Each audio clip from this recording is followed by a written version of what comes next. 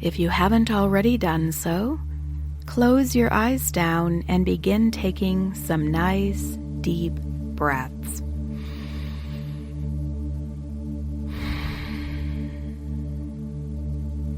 And just hanging out here for a little while, breathing the way you would if you were perfectly relaxed or fast asleep, and allowing yourself to just settle in. And as you do, begin taking a listen for any sounds that you can pick up on, noticing whatever is going on in your background. Tuning in to the obvious sounds, but also listening for anything subtle, anything distant, taking a good inventory of your background sounds. And once you've done so, take some time to consider any additional sounds that may take place while you're in this session. By doing so, you'll find you're able to leave any sounds in the background, do the work you're here to do, and let everything else be unimportant for now. And so making a mental list of any additional sounds that could occur while you're in session.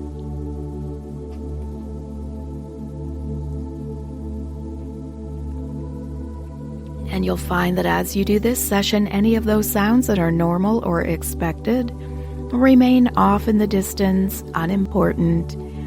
And should there be a sound that you feel you must respond to, you can take yourself out of hypnosis simply by opening your eyes. And so now taking your attention to the space that you're in, and just taking a moment to get a sense of the room. Maybe touching down on certain familiar details, like the placement of a piece of furniture, or locating something in this space that has meaning to you. Or maybe recall the features of the room. Is there a window, a closet, or a door?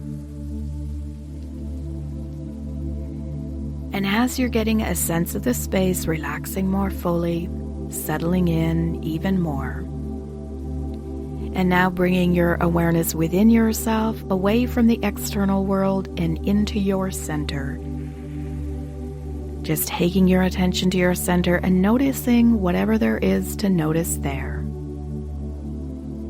Does your center feel calm and quiet right now, or is there movement, activity? Does it seem to be deep within your body, or is it closer to the surface? Noticing whatever there is to notice about your center, and as you do, relaxing more fully. Settling in deeper still.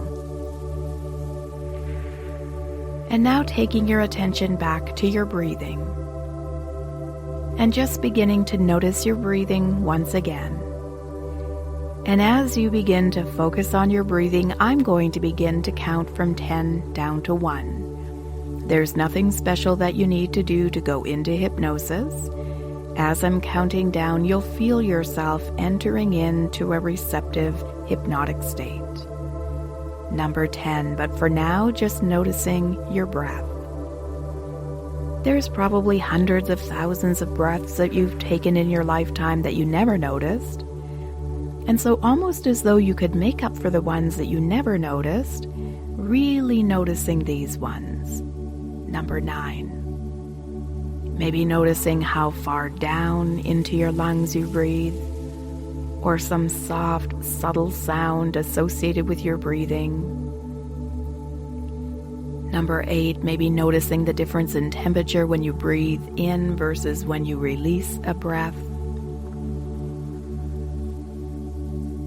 Number 7, maybe noticing if the breaths you're taking are timed about the same from one breath to another. Is there consistency in how long it takes to take a breath? But immersing yourself into the experience of your breathing. Number 6. In fact, find something about your breathing now that you can use as a focal point, a place to fix your attention for the remainder of the countdown. And as I complete the last half of the countdown, just keep your attention there as well as you can. Number 5, there may be times along the way where your mind will want to wander or drift, and that's okay. If that happens, just notice that it's happened, and then gently bring your attention back to your breathing again, back to that focal point. Number 4. Now, I always get curious about a person's experience.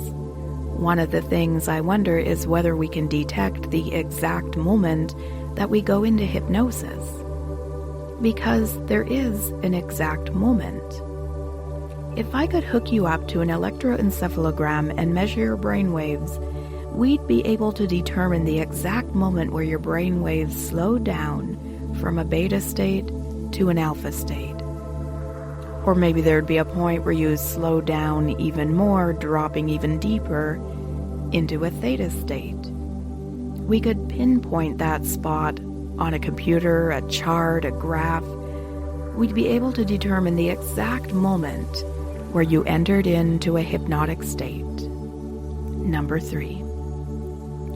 And I sometimes wonder if people can detect that exact moment. Sometimes when somebody's working on me, initially I'll think not a whole lot is going on. And then I'll realize there was some indication I'd gone into a hypnotic state. And I sometimes wonder if that moment where I first noticed some sign of hypnosis would match up to that point on a chart or a graph, a computer screen, where my brain waves first slowed down. Do we notice it real time? Number 2. Or maybe by the time you notice you've gone into hypnosis, you've already been there for some time. Like the way the evening sky slowly gets darker. We don't notice every varying shade of gray along the way, we just notice it's gotten dark outside. And so maybe it's more like that. Maybe by the time we notice we've gone into a hypnotic state, we've already been there for some time. And ultimately, it doesn't matter if you notice it real time or after the fact. With this last number just settling in to whatever depth or level of hypnosis would be most ideal for you. Number 1. And you're doing just fine. In this session, I'm going to give you some strategies for silencing the inner critic and cultivating a kinder internal voice. We all have an internal voice, and oftentimes that internal voice can be critical, negative, even derogatory. And so it can be useful to have some ways to deal with that internal voice. This is because negative self-talk lowers our energetic vibration and damages our ability to function in many ways. It can cloud our ability to learn from our mistakes. It can limit our possibilities for growth because instead of focusing on how we can learn from an experience, we're beating ourselves up. That internal voice might compare us to other people, can incapacitate us with "you should have" statements. Sometimes the things that we say to ourselves are things we would never say to another person, or things we would never want another person to say to us. And yet, we sometimes say those things to ourselves, but not you. Not anymore. You're going to be armed with some effective strategies. And so let's look at some ways to silence the inner critic. Now, first, it's important to have awareness. Sometimes we're so used to speaking of ourselves or to ourselves in a certain way that we don't even realize we're doing it. I had a client once who came to see me after a friend of hers broke up with her, telling her that she could no longer bear hearing my client put herself down as much as she did. My client really had no idea how often she was self-critical until it lost her an important friendship. And so you'll notice that you're observing the things that you say to yourself, what you think about yourself, as though there's a separate part of you watching out for that internal critic. You'll notice that this part of you that is observing and developing more awareness of how you speak and when you speak negatively to yourself is also doing a second job for you as well. It is also letting that inner critic know that that kind of talk is not permitted. I wonder how you'll notice that happening. I wonder how you'll notice that some deeper part of you is silencing the inner critic. Maybe you'll find that you're telling yourself, no, none of that talk in here. I had a client once who would imagine a stop sign appearing in her mind anytime she beat herself up. It was a reminder for her to stop right there. Maybe a similar thing will happen to you. Maybe there'll be a voice inside your mind, like having a really good friend who is defending you, telling that internal critic, no, you can't talk like that. Or maybe again, it'll be a symbol or image that appears in your mind. But you'll notice that you're catching yourself. You're reminding yourself that you're not allowing that kind of self-talk, letting that inner critic know they can no longer speak to you in that fashion. Now, you could even use that internal critic as a reminder to say some positive things to yourself. Anytime that inner critic speaks up, you could use that as an opportunity to say 5 true, provable things about yourself, things that are positive, things that are good. You could use any self-criticism as a reminder to flood your mind with positive thoughts about who you are and what you're all about. I had a client who had a derogatory internal voice. She would beat herself up about her weight. That internal voice would call her names, say negative things, and she learned to speak back to that internal voice by reminding it that she was focusing on eating healthy. She was exercising several times a week. She was making an effort to drink more water, more mindful of what she was eating. In other words, she was working on it. She would prove that internal voice wrong by reminding herself of all of the things that she was doing to be in better shape. And so maybe you'll find that if a negative voice comes up, you're speaking back to it. You're reminding it of all the good things about you. You're putting it in its place. You're negating what it's saying by creating a counter-argument to point out how it's got it wrong. What it's saying about you is untrue. Now, sometimes when I say this, people think to themselves, but that internal voice is telling the truth. They feel like maybe they're not going to be able to come up with something to argue back to that internal voice with. If there is some validity to the internal voice, then the next step is to look at what that voice is accusing you of. Is it something that is changeable or not?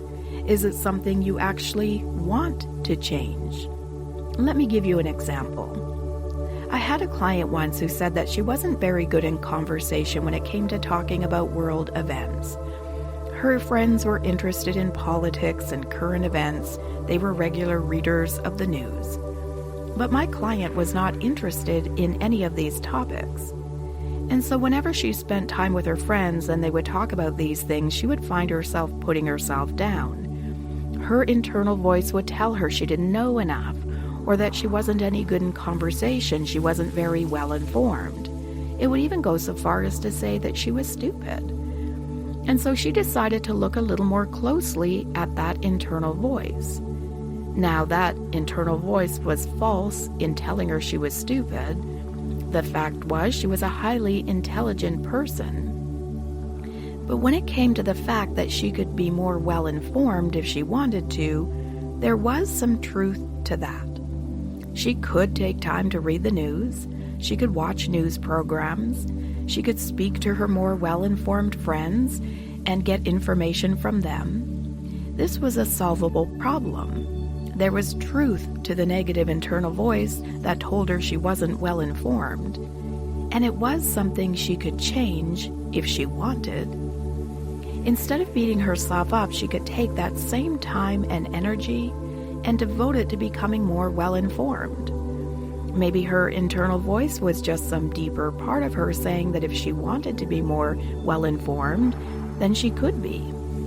Maybe that internal voice was trying to move her in a better direction, even though its delivery was sloppy. The next step is to decide, therefore, if we really want to change what that internal voice is accusing us of. My client could spend more time online doing research and become more well-informed if it was something she wanted to do. But the truth was, it was something she wasn't interested in. She would only be doing it to try and quiet that voice.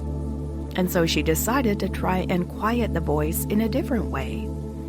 If that voice tried to tell her she wasn't well-informed, she decided she would just agree with it. She was choosing the way she was because it was preferable to her than spending time studying things that were of no interest to her. And when she turned to that internal voice and agreed, an interesting thing happened. The internal voice didn't really have much to say. It had won the fight, I guess, and had no reason to continue on. And so sometimes our internal voice is saying something valid, and we can look at what it's saying to us and decide if it's something we can change or not. We can decide if it's something we want to change or not. Now, in some cases, we might be beating ourselves up over something that's simply not changeable. For example, how tall we are, or something like that. It is what it is, and it will not change. And if that's the case, we're beating ourselves up over something not changeable. That's wasted time and energy. And so you'll find that you're observing that internal voice and noticing what it beats you up for. And instead of wasting time on putting yourself down, you're discerning whether it's something that is changeable or not, and if it's changeable, whether you want to change it or not. And if it's something that's not changeable, you simply let it go.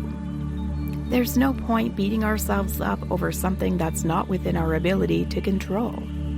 If it's beyond your ability to control, you just release it. Now, if it is within your ability to control, the next step is to decide if it's something you wish to change or not. Just because we can change something doesn't mean we want to. Just like my client who complained about being ill-informed. She determined that it was in fact a true statement about her, but something she had no desire to work at. And so we can decide if something is within our ability to control if we want to change it or not. If we decide we don't want to change it, again, the only other option is to let it go. There's no point in beating ourselves up over something we really don't want to change.